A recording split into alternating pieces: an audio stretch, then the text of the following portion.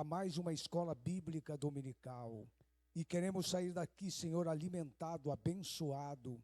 Senhor Jesus, abençoe, meu Deus, o Antônio Marcos, filho do irmão Antônio Chimendes, que pede as nossas orações.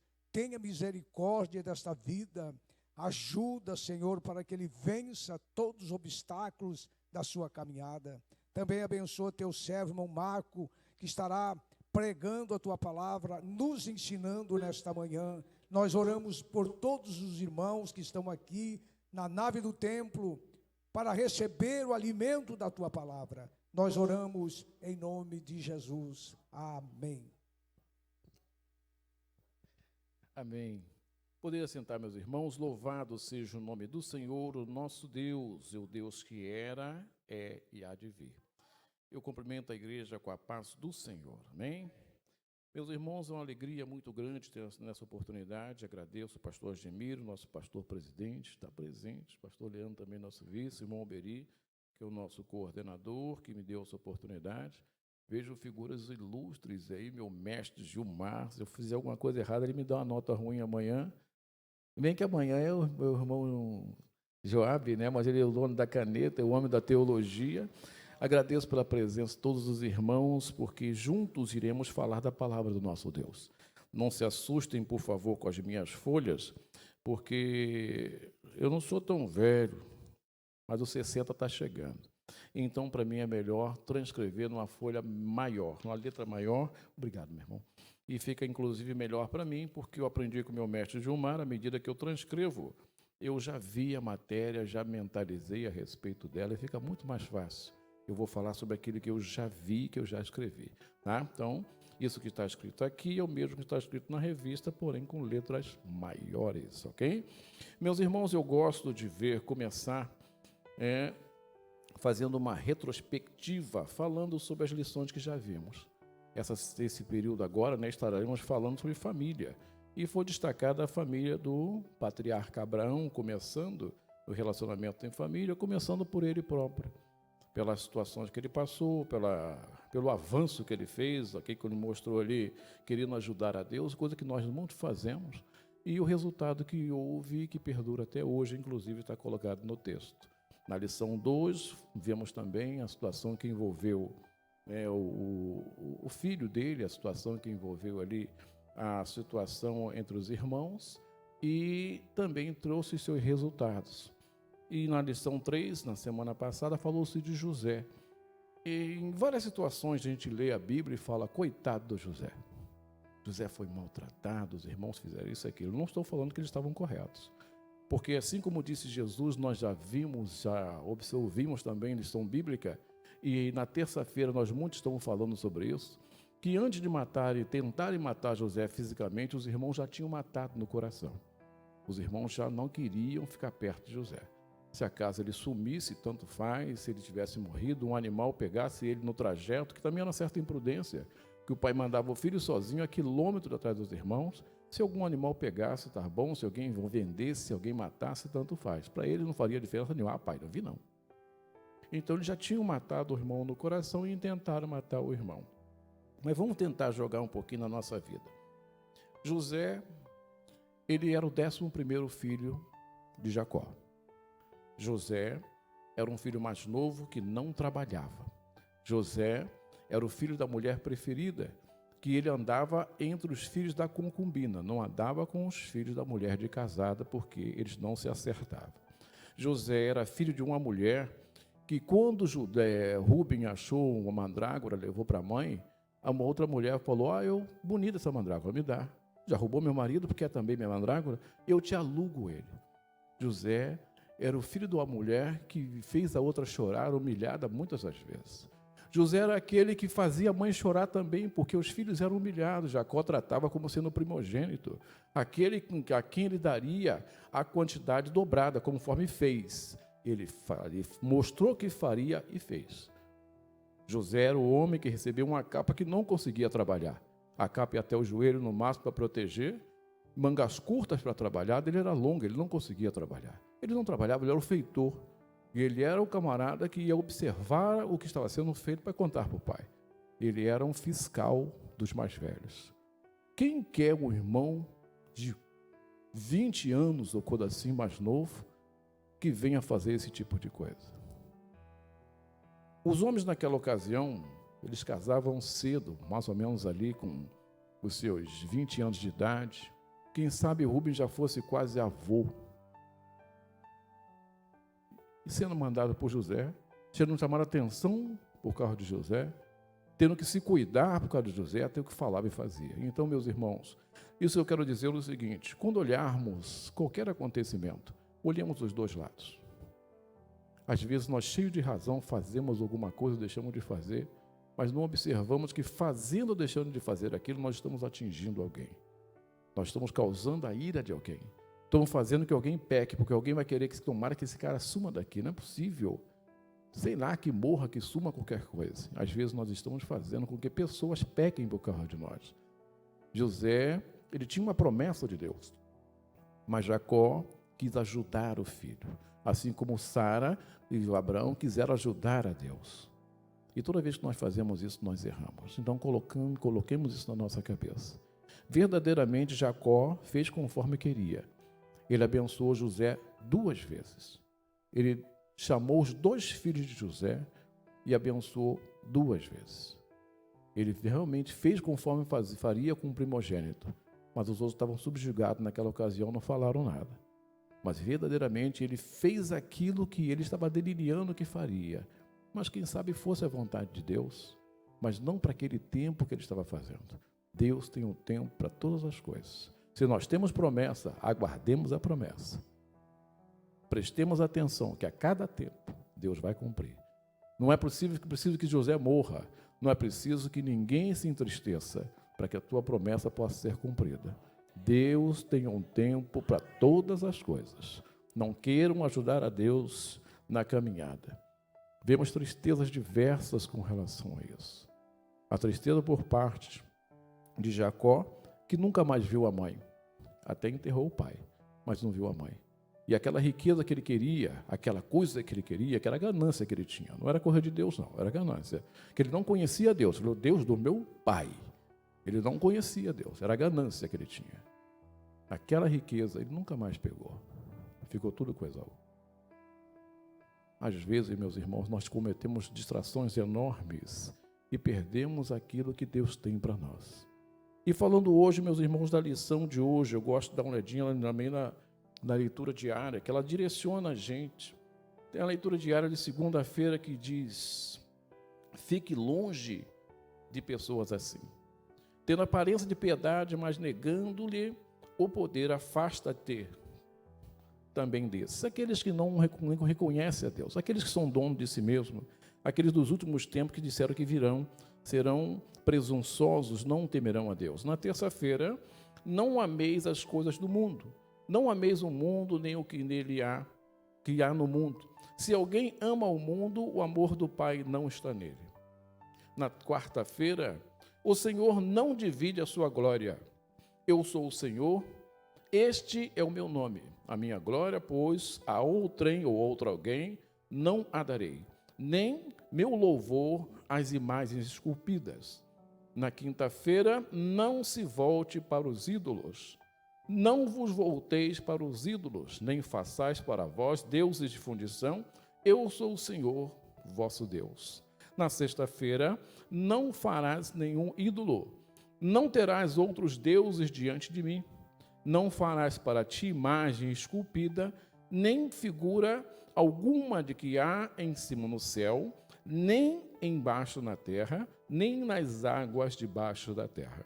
E aqui eu faço uma diferença com os irmãos. Isso de quando Moisés levou os 10 mandamentos para o povo de Deus, esse Êxodo 20, no versículo 3, ele diz: não terás outros deuses diante de mim. O Senhor é o único Deus. Assim como diz, Deus é o único Senhor. Não é isso? No 4, não farás para ti imagem esculpida. Aqui eu faço a diferença, meus irmãos. Às vezes nós achamos que a idolatria é simplesmente aquilo que a pessoa faz como imagem palpável. Mas muitas vezes nós temos outros deuses, alguma coisa que nos afasta de Deus. Isso aí eu não vou deixar de fazer, não é possível, isso aí não. Isso é demais. E aquilo a gente acha que Deus tem que tolerar. As outras coisas eu faço, eu cumpro certinho, eu sou honesto, faço isso, faço aquilo, mas aquela coisa ali, aquilo é meu, aquela coisa ali é minha, eu tenho o direito de continuar fazendo. Então ela muitas vezes se constitui em alguma coisa, em algum valor acima de Deus. Independente se ele gosta ou não gosta, se ele aceita ou não aceita, aquilo eu vou continuar fazendo. Eu gosto disso, eu gosto dessa roupa, eu gosto dessa aparência. Não interessa se eu estou desobedecendo, eu vou continuar fazendo. Isso é uma idolatria. Se Deus não se agrada, eu tenho conhecimento disso e continuo fazendo, é porque é mais importante que Deus. Se Deus quiser ficar perto de mim, vai ter que me aceitar desse jeito.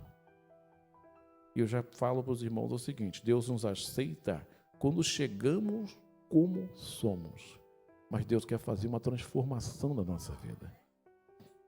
E se não houver transformação, eu vou continuar idolatrando. Eu sou assim mesmo, eu sempre fui assim, eu não levo desaforo para casa, eu falo mesmo, não sei o que mais, não é isso? Transformação. Transformação. É isso que nós vamos falar hoje, transformação ou manter aquilo que é da vontade. No sábado, lição de Jonas. Cuidado com os que desprezam a misericórdia. Os que se apegam aos vãos ídolos afastam de si a misericórdia. Então, meus irmãos, a leitura diária interessante que nós façamos é o nosso culto doméstico, é o nosso culto no lar. Quem sabe deixemos, assim como Mica fazia o dele, deixemos de fazer as coisas conforme nosso entendimento e passemos a fazer as coisas conforme a vontade de Deus. Que com certeza o comentarista da revista, ele estudou, se consagrou a Deus, e nessa consagração ele preparou essa lição para nós, e na leitura diária nós temos um tema para poder observar, e culmina com aquilo que ele quer fechar na revista para que nós tenhamos entendimento. Às vezes nós não conseguimos fechar o entendimento porque nós não lemos tudo. Vamos pegar a sua revista, pega alguma coisa, ou aqui mesmo, não estou aqui para criticar quem tem e quem não tem revista, mas muitas vezes nós deixamos de ter um bom entendimento sobre as coisas porque deixamos de ler um bom comentário. Normalmente, quando se vai preparar uma aula, um sermão, nós temos a Bíblia em mais de uma versão, nós temos o dicionário, nós temos um comentário bíblico, nós assistimos alguma coisa às vezes, de forma que nós possamos tirar várias opiniões sobre o mesmo assunto e colocar diante de Deus para que Ele dê o discernimento. Então, às vezes, nós deixamos de ter um bom entendimento e somos aquele crente que diz que maldito é o homem que confia no homem que faz da carne mortal o seu braço e aparta o coração do Senhor, que eu não posso confiar no irmão Euclides, sendo que nós somos irmãos, filhos do mesmo Deus. Mas eu não posso confiar no meu braço e deixar de confiar no Senhor. Então, considerem isso, meus irmãos, considerem isso, que a igreja possibilita condições para que nós tenhamos melhor entendimento da palavra de Deus, da lição que toda a Assembleia de Deus que usa a CPAD, lá onde eu estava em Roraima, o estado mais alto do Brasil, também estava usando. Certo? Então, meus irmãos, na introdução dessa lição, nós temos a parte do professor, que eu gosto de falar. Temos nessa lição duas histórias distintas que relatam a convivência com a idolatria dentro de casa. No primeiro caso, temos Raquel, a mulher de Jacó, que sabia que seu marido servia ao Deus de seus pais, não dele, de seus pais, e que ele era um Deus, poderoso, invisível, e não precisava de ídolos de sua imagem. Entretanto, Raquel achava-se insegura quanto ao seu futuro, sentiu-se injustiçada pelo seu pai, que não lhe deu nenhuma herança, nem a ela, nem a sua irmã Leia. Resolveu furtar as pequenas estatuetas ou ídolos de seu pai, que eram os pequenos deuses dentro das casas de Labão, chamados terafins, não é isso? O segundo caso é o de Mica, um eframita, ou seja, a tribo de Efraim, não é isso? Que viveu no tempo dos juízes em Israel, que, unindo-se aos danitas, fabricou ídolos e construiu um santuário para eles em sua casa. Nesta lição, veremos as consequências da idolatria dentro de uma casa, que nem sempre é a construção de ídolo. Nossa palavra-chave, então, de hoje é idolatria. Falaremos sobre idolatria, formas de adorarmos idolatrarmos alguma coisa, não alguém que seja Deus. Nosso tópico 1 diz: os ídolos encontrados na tenda de Raquel. Diante do engano de Labão contra Jacó, subtraindo bens da herança das próprias filhas, Raquel furtou os ídolos do pai e mentiu para encobertar sua tentativa de fazer justiça com as próprias mãos. No item 1, a fuga de Jacó e sua família para a terra prometida. Depois de muitos anos de trabalho, sabemos que 20 anos de trabalho, Labão tendo prosperado muito, Jacó resolveu voltar à terra dos seus pais. E Deus orientou, falando que o abençoaria nessa jornada. Em função dos ressentimentos que existiam entre eles, ele e o seu sogro, não vendo possibilidade de liberação para viver a sua própria vida, Jacó resolveu fugir das terras de Labão sem falar nada a ninguém. Quando foi descoberta a sua fuga, Labão e seus filhos resolveram ir atrás para fazê-lo voltar.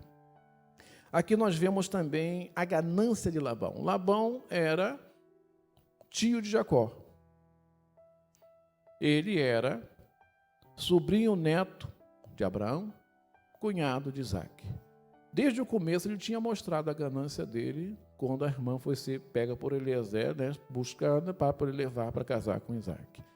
E ali já se viu a ganância que ele tinha. E também já se viu que a Rebeca tinha também seus costumes, tanto é que ela enganou o marido, que já tinha 100 anos naquela ocasião.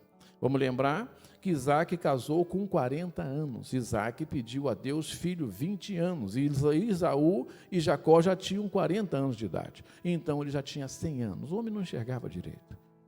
E ela enganou. E aquilo ficou na família. Jacó por muitas vezes enganou também. E aquilo que Raquel fez com o pai, nada mais foi que o que ela aprendeu com ele. Era uma herança de família. É uma herança de família. Labão enganou Jacó, mudou o salário pelo menos 10 vezes. Labão sempre mudava as regras da convivência entre eles. Labão deu uma mulher que não era o que tinha tratado com seu genro, causou um tumulto fora de sério. Leia tinha 1 semana de casada, teve que dividir o marido com a outra, que trabalhou mais 7 anos por causa da outra, mas já recebeu a mulher por antecipação. Labão era uma pessoa de péssima índole, ele não foi atrás por causa das filhas. Ele foi atrás porque ele sabia que Jacó era abençoado e fazia ele prosperar. Então, meus irmãos, eu digo aqui que ele foi buscar 2 coisas. Além de buscar Jacó para continuar ganhando lucro, ele foi buscar os deuses da adoração dele. Ele não queria saber das filhas. Quem sabe se Jacó tivesse um bom dinheiro para dar na mão dele, ele nem se incomodasse com ela. Ele provou que não se incomodava com as filhas. Mas Labão descobre o furto de seus ídolos domésticos. Labão, o acampamento de Jacó ficava por 3 dias do acampamento de Labão, e então ele demorou a descobrir isso aí e foi encontrar com a família de Jacó só 1 semana depois. Labão era um homem idólatra e possuía pequenos deuses no interior da sua casa para os quais ele orava e pelos quais acreditava ser ajudado. Eram, na verdade, terafins, são pequenos ídolos, fabricados de madeira, pedra ou barro, cujas imagens eram veneradas e adoradas como amuletos para proteção familiar e pessoal. Quem os possuísse também tinha direito à herança. Olha a preocupação de Labão. Imagina se alguma das filhas, ou então o mesmo Jacó, ele não imaginava que fossem as filhas, Jacó invocasse a herança porque estava com terafim na mão. Na hora da partilha, ou coisa do gênero, aquele dinheiro, aqueles bens que ficaria com os filhos, Jacó chegasse, opa, eu também tenho. A preocupação de Labão não era a família, não eram as filhas, eram os bens. Eram os bens que ele poderia oferir, o bem que ele poderia perder. Quando Raquel percebeu que seu pai não lhe daria herança alguma, ela furtou os ídolos dele. Ao chegar no acampamento de Jacó, Labão indagou-lhe a respeito dos seus ídolos e não os encontrou porque Raquel os escondera na albarda ou então na sela de um camelo e assentou-se sobre ele. Ela, conforme aprendeu com seu pai, aprendeu a arte da enganação. Ela roubou, como Labão roubou Jacó, enganou, como também Labão enganou Jacó, e muitas vezes deve ter ouvido alguma coisa do seu marido também. E foi isso depois que ela deve ter ensinado para José também, essa mesma soberba. Então, quando formos olhar a história de José, Deus fez uma transformação na vida dele. Não é conforme nós pensamos, o coitadinho do José. Deus fez uma transformação na vida de José. Então, meus irmãos, feito isso, Labão chegou, não achou nada, porque a filha tinha enganado ele. Mas volto a dizer, a preocupação não era as filhas, eram as filhas. Então, digo uma mensagem de para-choque de caminhão. Nenhuma riqueza, nenhum sucesso, nenhuma prosperidade justifica a perda de uma família. Nenhum bem que nós possamos oferir vai justificar a perda, a destruição de uma família. Há pouco eu conversava com o irmão Guilherme, ele falava sobre a influência, né, podemos dizer assim, que de certa forma ele tem sobre o filho que está distante casado já. O pai, a mãe, são os primeiros heróis dos seus filhos.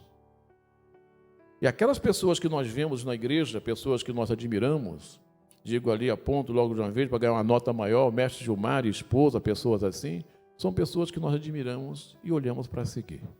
Então, mesmo não só na família, mas também na igreja, na família cristã, nós temos a responsabilidade do exemplo, temos a possibilidade de influenciar pessoas, para o bem ou para o mal.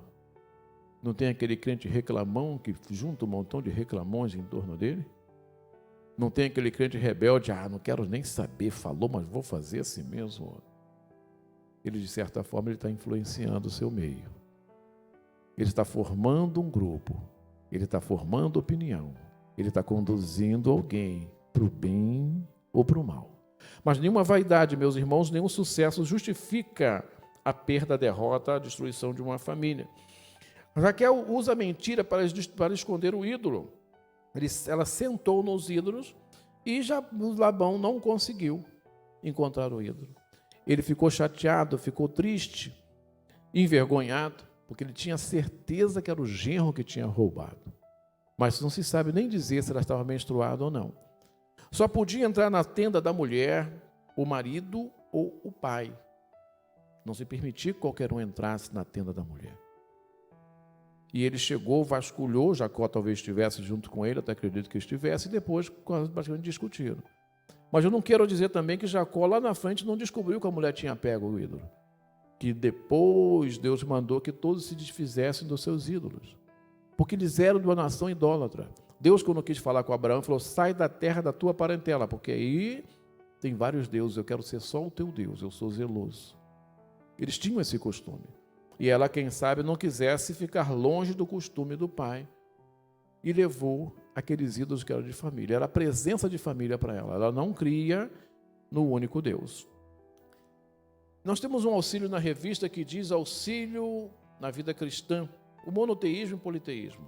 O monoteísmo é a crença de um único Deus, era característica da religião hebraica.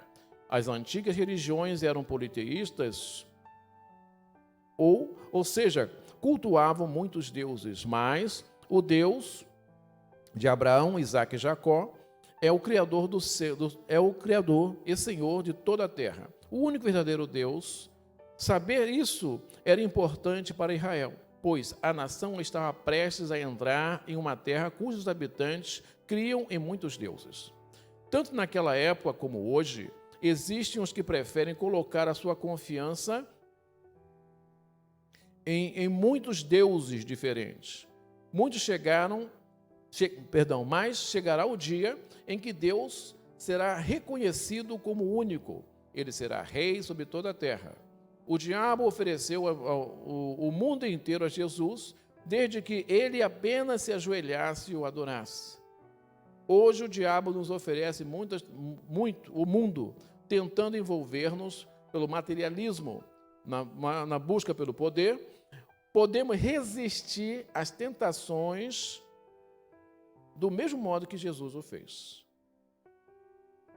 Se você almeja algo que o mundo oferece, cite as palavras de Jesus ao diabo: ao Senhor teu Deus adorarás e só a Ele servirás. Então, o mundo continua nos oferecendo coisas. Hoje é uma competição terrível. Eu não lembro onde foi que eu vi um vídeo que postaram num grupo, não sei qual foi o grupo, que eu estou em alguns, e um homem juntou um auditório e deu um balãozinho de encher, uma bexiga, uma bola de soprar, como queiram chamar para cada um. E falou, ó, cada um enche o seu e quem permanecer com ele cheio tem um prêmio. Aí todo mundo sobrou. Aí um desavisado lá, um amigão, um engraçadinho, chegou e pau no do outro. Aí o outro olhou também, soltou, um estourando o outro, o camarada defendeu, no final ele saiu com o dele. Falou, chega, tá bom, quem ficou? Ele foi na frente e recebeu o prêmio. Aí ele está recebendo o prêmio. E o homem mostrou, eu tinha dinheiro para todo mundo. Ninguém falou que alguém tinha que destruir o do outro. Todos que ficassem com o balão cheio iriam receber. Ninguém falou que tinha que destruir. Só que um viu destruindo o outro, e foi fazendo também. Mas por que isso? Ninguém falou essa coisa. Para que nós tenhamos o nosso balão cheio, não precisamos destruir o do outro. Não é porque alguém furou o meu que eu tenho que furar o do outro também. Eu estou criando uma onda que poderia ter parado em mim. Mas muitas vezes, meus irmãos, nós preferimos seguir os conselhos do mundo, ainda que saibamos que está errado. A ordem foi, mantenha o seu balão cheio e você vai receber o prêmio. E todas as vezes nós, quando chegamos aqui em cima, ou mesmo num programa de rádio, os pastores falam, os pregadores falam, os ensinadores dizem, mantenham o seu balão cheio da presença do Espírito Santo de Deus, que você vai receber o prêmio. Deus tem bênção para todo mundo. Não precisamos entrar naquela disputa que o mundo entra, matando um ou outro para poder alcançar alguma coisa diante de Deus, que Deus já tem separado para cada um de nós. Amém? No tópico 2, meus irmãos, um santuário de deuses na casa de Mica. Então saímos da casa de Jacó, que bem conhecemos a história, e falamos de um outro no livro de Juízes, que quase não se vê, é Mica. Então, aqui diz, imerso em um período de abandono, a lei de Deus e sincretismo religioso em Israel, Mica comete uma série de abominações enraizada na idolatria e no politeísmo pagão. Vamos falar só da tribo um pouquinho. Quando Jacó ele abençoou os 2 filhos de José e chamou dele, ele passou Efraim, não é isso? Ele passou na frente de Manassés. Ele decidiu, né, segundo entendeu da parte de Deus, que aquele seria mais abençoado. Então, ele quando fez isso, ele abençoou aquele homem. Entraram por José no Egito, saíram com Moisés do Egito. Moisés era da tribo de Levi. Moisés foi substituído por um homem chamado Josué, da tribo de Efraim.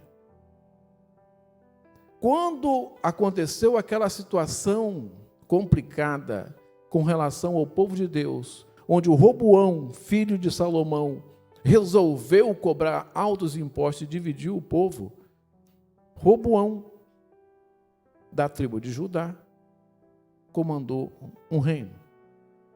Jeroboão, da tribo de Efraim, comandou o outro reino.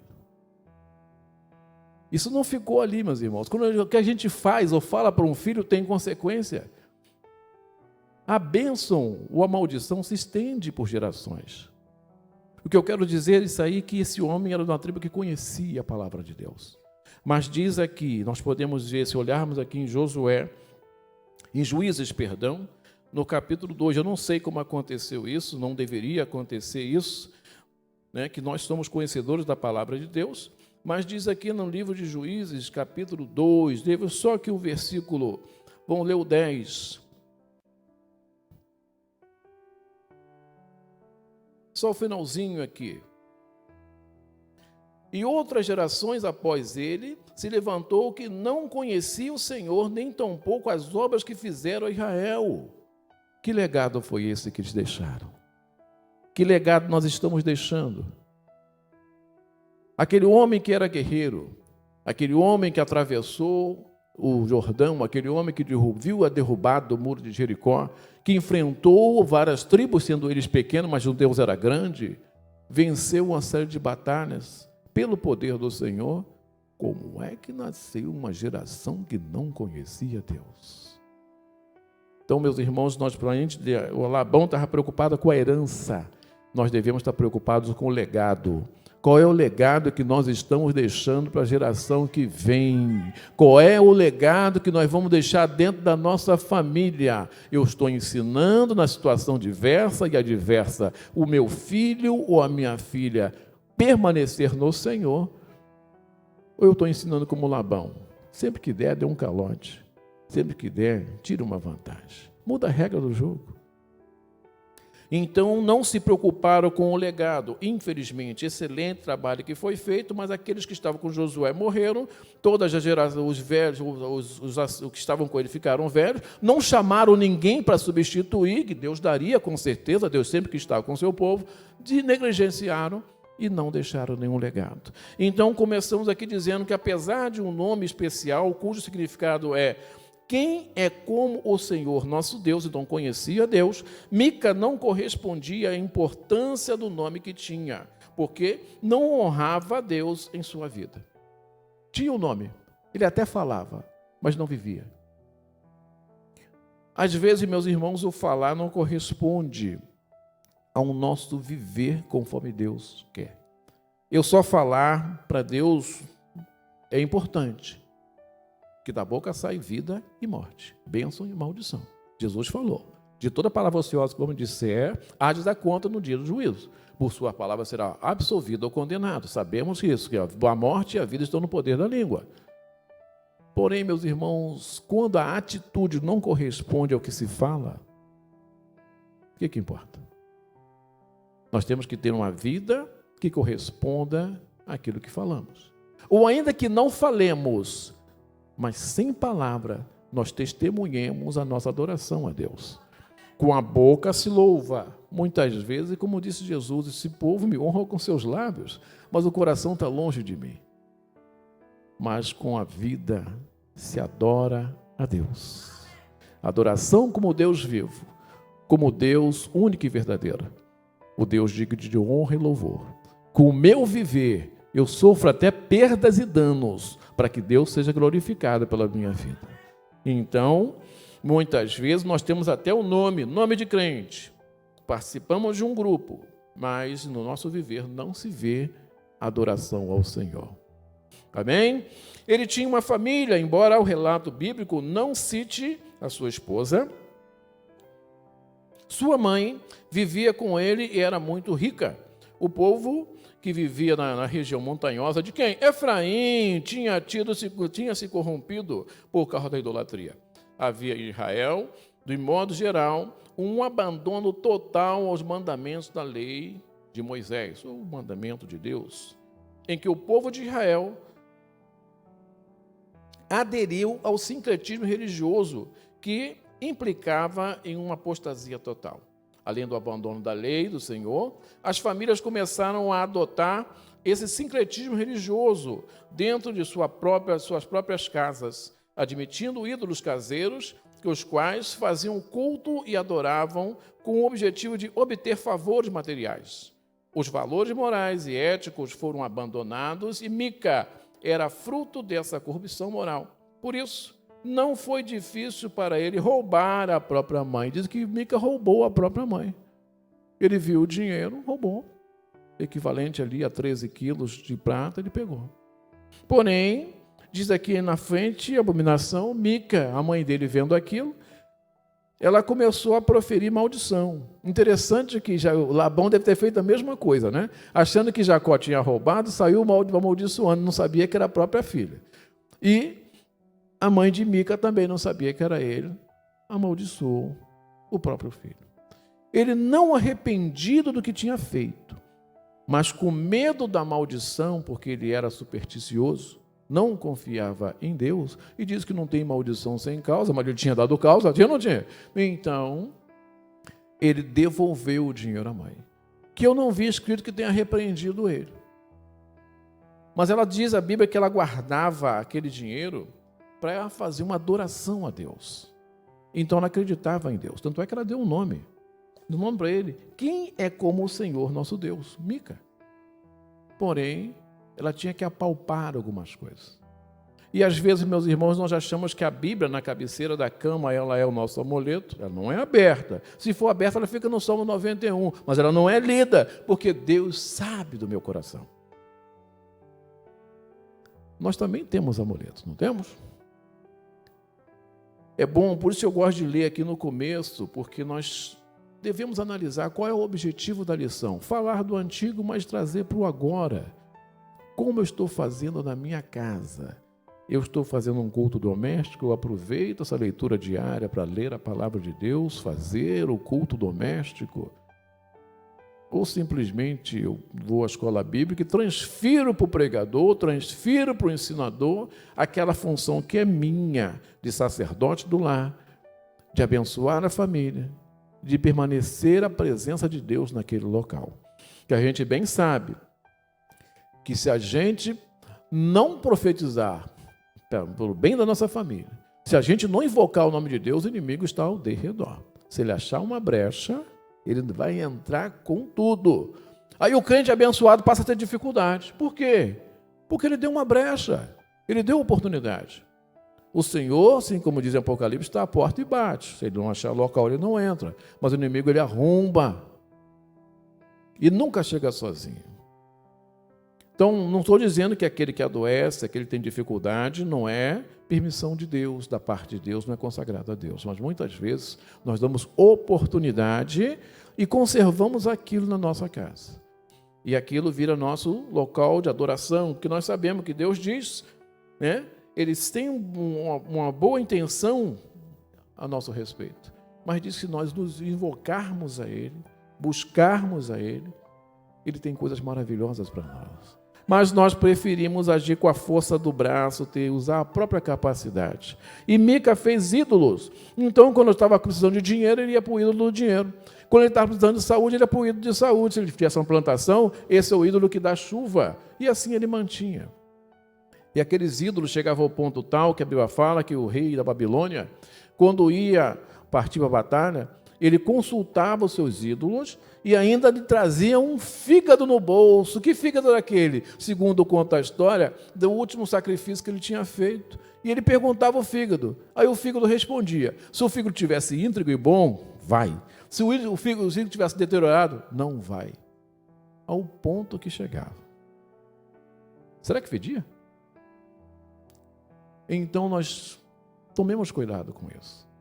São algumas coisas que às vezes até passaram. Meu pai fazia, minha mãe fazia, meu avô fazia, a gente continua fazendo. Mas por que está fazendo isso? O treco estava fedendo no bolso e ele estava querendo consultar aquilo. Então, no estado natural, o homem, ele faz coisas que ele mesmo se entristece depois. Mica tinha uma casa de deuses, então ele fez um local para os deuses dele.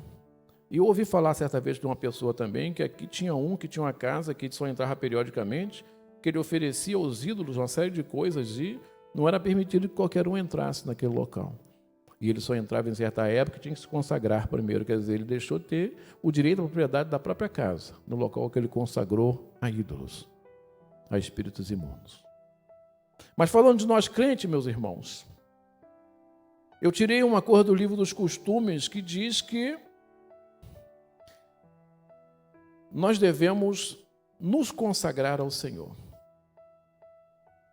Aqueles costumes de Israel dizia que de período em período o homem comparecia diante de Deus. Naquele tempo antigo. Mas hoje nós temos condições de permanecer na presença de Deus o tempo todo. Deus falava pelos profetas. Hoje Deus fala pela sua palavra. Não quero dizer que não fala pelos profetas, mas fala pelas suas palavras. Porque muitos que dizem assim, diz o Senhor, não fala no nome de Deus, fala no nome próprio. Então Deus, através do Espírito Santo dele, nos dá o discernimento para que nós, através da palavra, tenhamos conhecimento. Meus irmãos, então, no tópico 3, idolatria dentro dos lares. Precisamos combater a idolatria doméstica dos tempos atuais, assim como quaisquer influência pagã em nossos lares. Ambas as histórias citadas de Raquel e Mica, a crença em ídolos domésticos indicava forte influência pagã em lares israelitas. A partir desses dois casos bíblicos, somos convidados a refletir a respeito da idolatria de hoje. Ídolos domésticos dos tempos atuais. O apóstolo João enfrentou em seu ministério um problema com ídolos caseiros de famílias cristãs que tinham dificuldade de abandoná-los. Por isso, o apóstolo aconselhou: filhinhos, guardai-vos dos ídolos. Para uma pessoa não crente em Cristo, a vida cristã é irreal. Como é que eu vou confiar em alguém que eu não vejo? Como eu vou confiar em alguém que eu não toco? Como eu vou confiar nesse alguém que eu falo e não responde? Mas daí, ele responde. Pela boca de alguém, ele fala que aquilo que a gente estava pensando, aquela coisa que a gente estava precisando é suprido por alguém. Aquelas coisas que a gente estava maquinando, Deus falou: opa, Deus manda te dizer, confia em mim. Eu já tinha falado, vou largar essa coisa. Isso, olha, isso é perder tempo. Todo mundo prospera, todo mundo consegue isso, aquilo, todo mundo está em paz, eu estou em guerra. Meu Deus é de guerra, mas diz que promove a paz. Eu falo, opa, Deus manda te dizer. Esse é de verdade. Esse é de verdade, que ninguém estava perto, não falei com ninguém, eu falei comigo. Eu nem professei com a boca, eu simplesmente pensei, então Deus fala. Já que o que vive se vive no mundo, vive-se pela que se vê e sente, e não pelo que a vida cristã exige. Ora, os ídolos são temporários e representam aquilo o que é falso e vazio, porque são enganosos. Qualquer coisa pode se tornar um ídolo dentro de casa, como, por exemplo, um emprego, um carro, o dinheiro, um filho. Ah, meu filho, olha, meu Deus, o filho fez tudo errado, mas é meu filho, não vou corrigir. A mãe de Mica corrigiu ele? Era filho dela. Labão talvez corrigisse, porque Raquel criasse um tumulto fora de série, porque ele queria o dinheiro, mas a mãe de Mica não corrigiu. Tomemos cuidado com isso. Às vezes nossos filhos só querem ser corrigidos, querem ser orientados, precisam ser orientados, precisam ser conduzidos. Não precisamos passar a mão na cabeça, nós temos que apontar a realidade. Aquilo que pensamos como a mãe de Mica pensou quando não sabia que era o filho, aquilo que ela tinha que executar. Não digo amaldiçoar, mas corrigir. Aquilo que Labão pensou quando achou que tinha sido roubado por Jacó, e saber, se soubesse que era filho, ele teria que corrigir. Porque os filhos precisam disso. É o legado que nós vamos deixar. O pai ou a mãe, meu pai é um herói, minha mãe é uma bênção, um estilo de vida. Ora, como identificar a idolatria dentro e fora de casa? Tudo aquilo que requer lealdade e honra acima de Deus se constitui idolatria. Paulo escreveu aos Coríntios, o ídolo nada é no mundo. Por isso, é um perigo endeusar pessoas colocando na posição acima do próprio Deus. Ah, só se for fulano tiver pegar. Quem é para pregar hoje? Ei, vou não. Ah, não vou nada. Não, fulano tem a bênção. Quantas vezes a pessoa usa a internet e não vem para cá? Quantas vezes a pessoa deixa de ouvir a voz de Deus por aquele que Deus encaminhou para falar com ela, não para falar com o mundo. Não digo que às vezes não deu uma coincidência, mas a pessoa às vezes está falando para aquele que ele está vendo ali naquele auditório. E eu estou me incluindo naquele meio, numa realidade que não é minha, num idioma que não é meu, numa situação que não tem nada a ver com o meu. E sendo que Deus orientou o condutor da igreja, o anjo da igreja, o pastor da igreja, ou que ele está pregando para falar comigo, mas eu prefiro saber o que está sendo falado com os outros. Então, não, mas se for fulano, eu vou na pregação. Fulano é uma bênção. Mas o abençoador, ele não abençoa pelo outro também?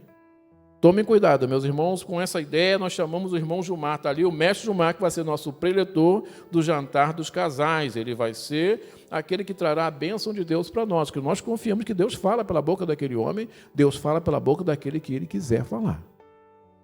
E nós queremos que os casais sejam abençoados. Identificando os ídolos modernos dos lares, proliferação da cultura da mídia. Falemos da mídia, meus irmãos, da televisão. Quanta gente não consegue largar o filme, largar a série, largar a novela. Eu vi crente, outro dia fui visitar o pastor Gemiro, ele falava comigo, olhava para a novela, olhava para a novela. Teve um que ficou zangado comigo. Eu cheguei lá na hora da malhação. Está com problema sério na família, filho batia na mãe, o pai brigava, disputava entre eles, tem desentendimento, ele voltou a beber, mas ele estava preocupado com a malhação. Isso é real, gente. Tem crente querendo fazer aposta no BBB. Isso é real, gente. Nós temos que observar. Nós vamos falar de Mica, vamos falar de Mica, vamos falar de Raquel, vamos falar de Raquel, vamos falar de Labão, mas vamos falar da nossa casa. Quantas vezes se lê a Bíblia? Quantas vezes se mexe no celular? Quantas vezes, em vez de eu ler algum texto, eu quero ouvir com fulano algum texto? Não procuro contexto na Bíblia. Às vezes a gente fica descontextualizado, que eu só fico vendo aquele segundo a visão daquele. Que, segundo alguns dizem, tem pessoa até que abençoa no próprio nome. Eu sou consagrado a Deus, então eu abençoo no meu nome. Eu abençoo. Que isso? E daqui a pouco eu estou abençoando, não como o outro. Né? Pelo Deus de Paulo. Espera aí. Vou falar como Deus de meus pais ou meu próprio Deus? Então, meus irmãos, pensemos nisso. Não deixemos isso acontecer nas nossas casas. O inimigo continua sendo inimigo da nossa família. E nós devemos evitar que essa corrupção de valores morais entre no nosso lar. Que essas coisas venham tomar lugar de Deus. Quantas vezes nós lemos a palavra de Deus por semana? Quantas vezes nós reunimos a família para uma oração? Alguns nem na hora da refeição. Deus está sendo glorificado? Pode ser louvado, estou louvando, mas a glória, Ele está recebendo pela minha vida? Ele está sendo adorado pela minha vida? Quem está sendo o Deus da minha casa? Concluo dizendo, precisamos investir na família, criando barreiras espirituais e morais no seio dos lares para salvar nossos filhos e prepará-los para uma vida cristã sadia, que glorifique a Deus. Por isso, os ídolos da atualidade precisam ser retirados do nosso meio para que não venham a roubar o lugar de Deus em nossas vidas. Quem tem sido o nosso Deus? Quem tem ditado a regra na minha casa? Quem tem ditado o ritmo? Quantas vezes eu busco em Deus aquilo que Ele quer para mim e para minha família? Deus abençoe os irmãos. Aquilo que não falei, que o Senhor complete no coração de cada um. Paz seja convosco.